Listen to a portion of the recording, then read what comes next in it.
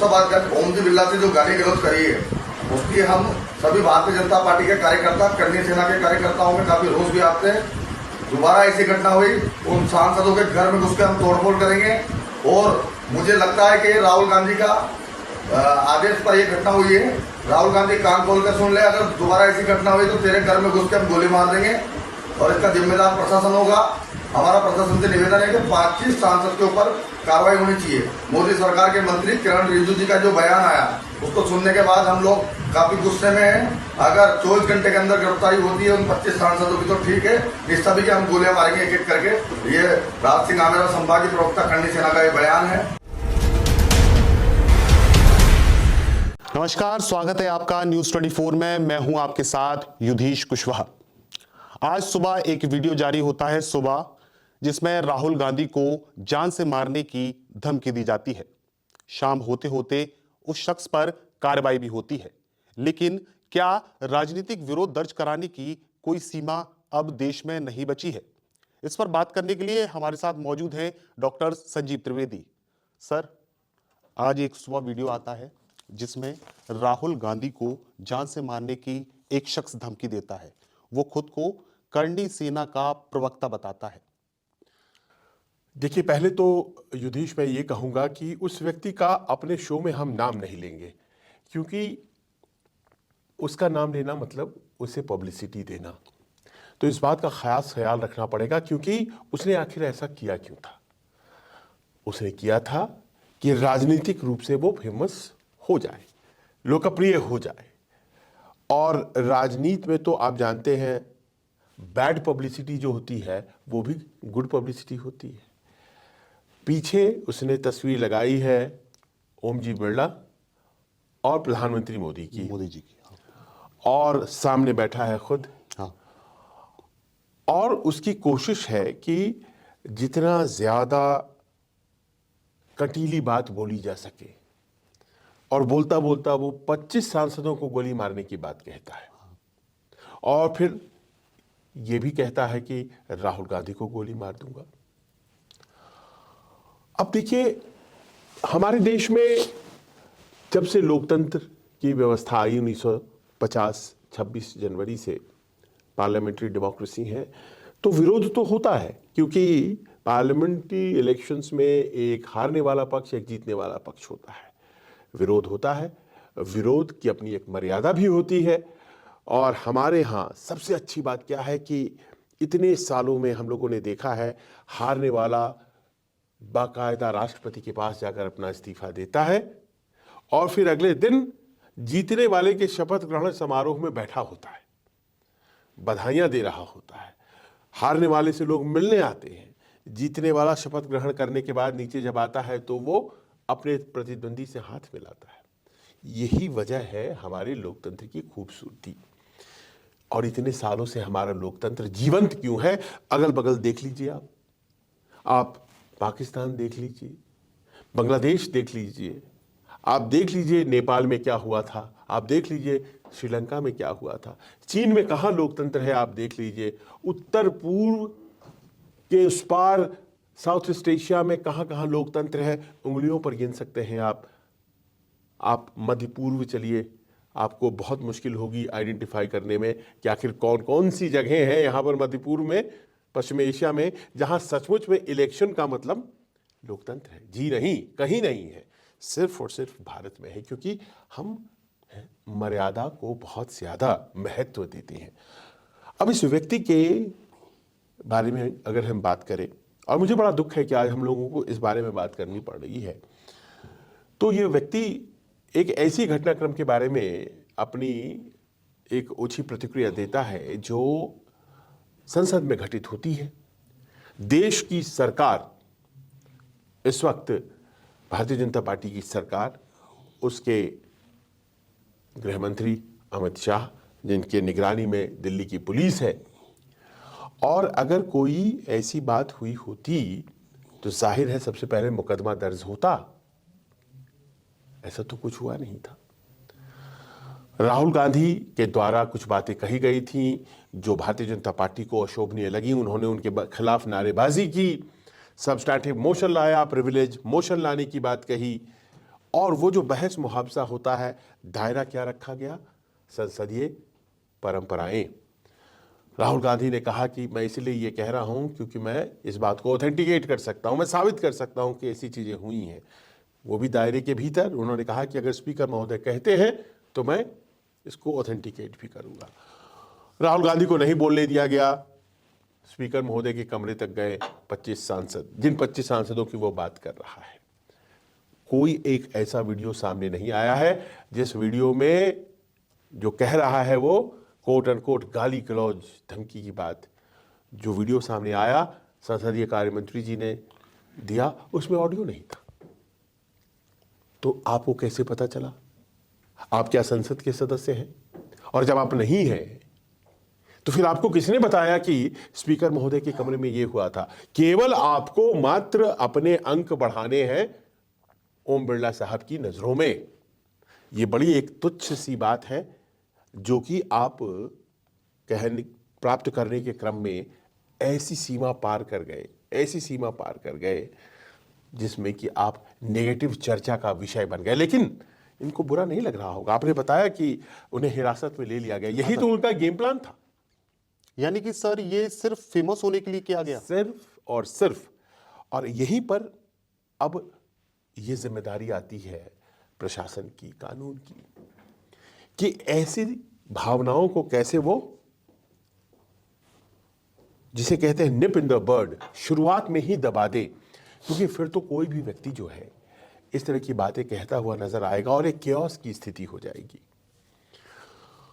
वो अगर ओम बिरला जी की तरफदारी कर रहा होता, है ना, तो वो फिर से उनको उस विवाद में तो नहीं ढकेलता।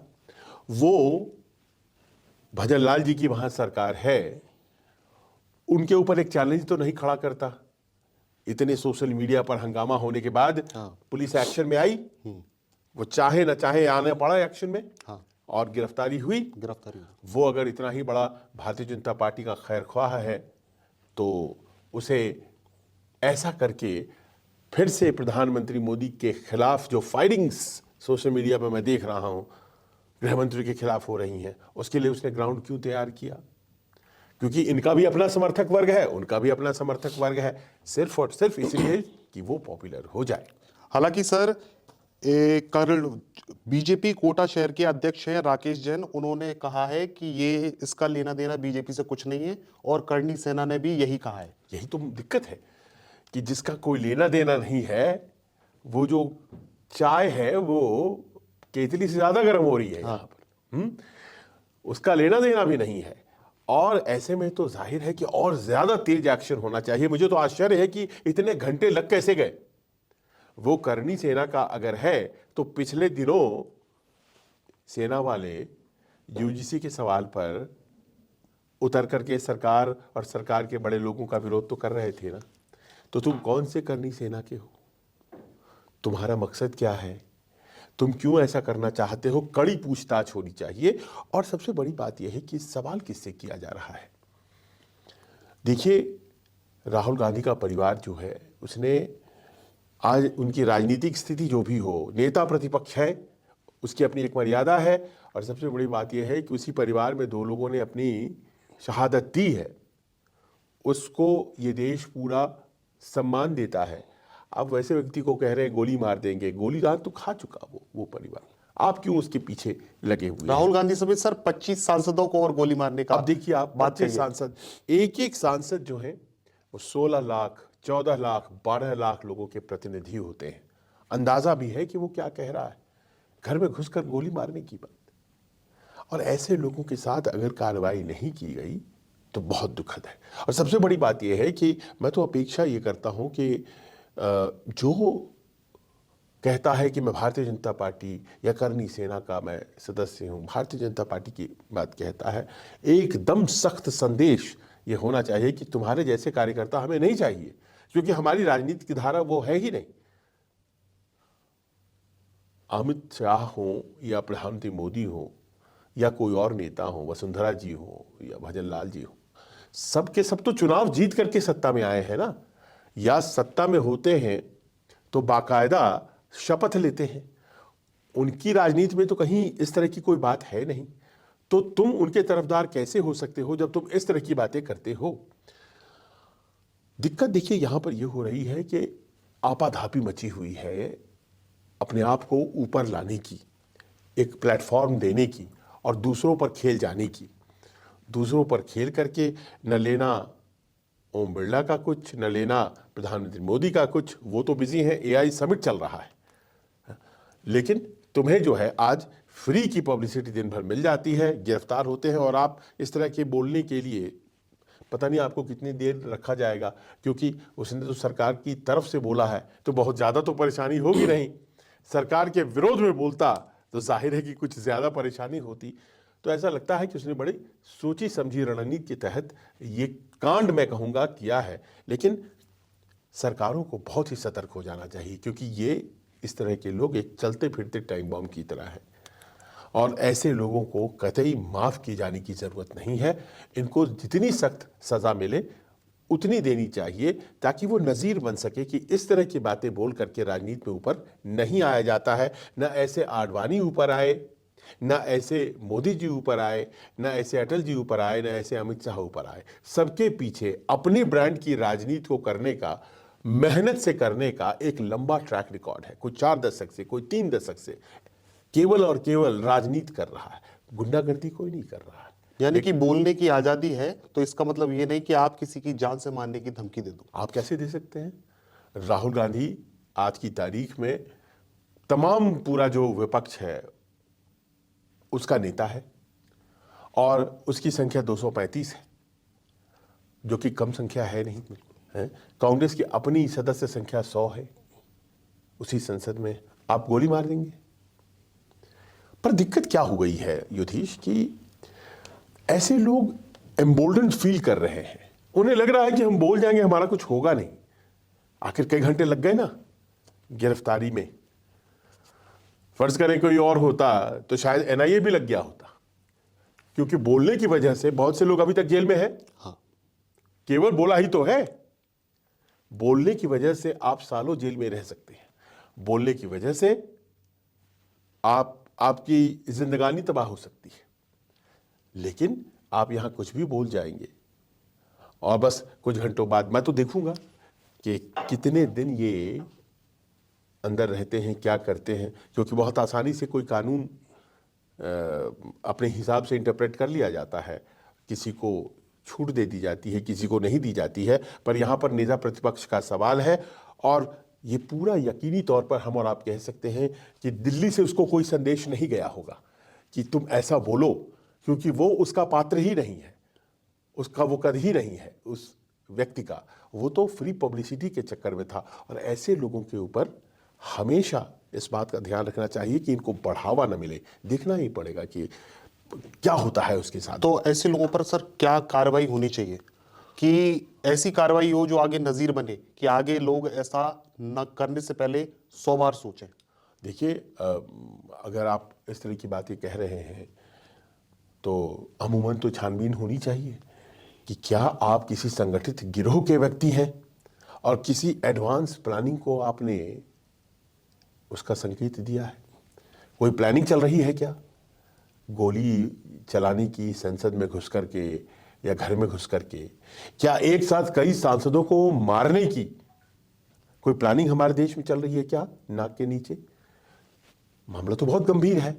वो 25 लोग जो हैं, जो वीडियो में दिख रहे हैं, क्या उनके सिक्योरिटी को बढ़ाए जाने की ज़रूरत है? आखिर कौन है ये व्यक्ति, इसके लिंक्स क्या हैं? ये साजिश तो नहीं कर रहा है? ये तमाम ऐसे केस इनके ऊपर बनते हैं। प्रॉपर जांच होनी चाहिए और अगर ज़रूरत पड़े तो इनको कई ऐसी धाराएं हैं जो कि एक व्यक्ति को अगर वो आतंकी गतिविधियां करता है तो अंदर रखने के काम आती हैं। तुरंत छूट जाएंगे तो फिर कुछ इसी तरह का काम करेंगे, क्योंकि इनके लिए फूल माला और ढोल लेकर के इनके चेले चपाटे तैयार होंगे, जो कि अचानक से नेशनल फेम में आ जाने की वजह से उनका बड़ा सम्मान करेंगे। लेकिन यहीं पर तंत्र का अपना एक जो कंट्रोल है वो सामने आता है। अगर उस व्यक्ति को ऐसी नज़ीर दी जाती है कि आप सपने में भी इस तरह से नहीं बोलेंगे, तब तो देखिए इस तरह की बातें रुकेंगी, वरना समाज में बहुत टूट हो रही है। और मुझे लगता है कि इस बात पर और भी ज़्यादा बात अब करने की ज़रूरत नहीं है, क्योंकि जितनी भी बातें आप करेंगे ये उस व्यक्ति की पब्लिसिटी को जोड़ रहा है। राहुल गांधी ऐसा नहीं है कि उन्होंने अपशब्द नहीं बोले हैं, उनके बोलने पर भी उनको अदालत में माफ़ी मांगनी पड़ती है। कल सर लखनऊ में उनकी कोर्ट में पेशी है किसी मामले को लेकर। बिल्कुल, सुल्तानपुर में है, उन्हें भी झेलना पड़ेगा। तो कहीं कानून में किसी का बचाव नहीं है। जब जब भी उन्होंने बोला है, उनकी सदस्यता गई थी, याद है ना आपको? हाँ। जब उन्होंने एक समाज विशेष को टारगेट किया था, उनकी सदस्यता गई थी, उसके बाद उनको दोबारा से चुनाव जीत करके आना पड़ा था। तो ऐसा नहीं है कि कानून से कोई ऊपर है। नेता प्रतिपक्ष हो या फिर वो सज्जन हो जिनके बारे में हम लोग चर्चा कर रहे हैं, कानून का यहां हमारे देश में एक बाल है। इस बात को साबित किए जाने की जरूरत है, सिर्फ गिरफ्तारी काफी नहीं है।